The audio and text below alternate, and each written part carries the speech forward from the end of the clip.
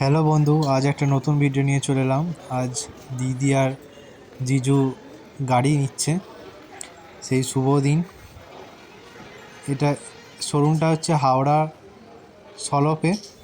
শোরুমের ভিতর আমরা সবাই ঢুকে গেছি। দেখুন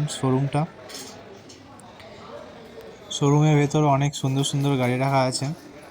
আমার ভাগ্নি তো আনন্দে ওখানেই নাচ করতে শুরু করে দিয়েছে, ওখানে স্টাফেদের সাথে কথা বলতে শুরু করে দিয়েছে। আস্তে আস্তে সব ভিডিও আসবে কি গাড়ি নিয়ে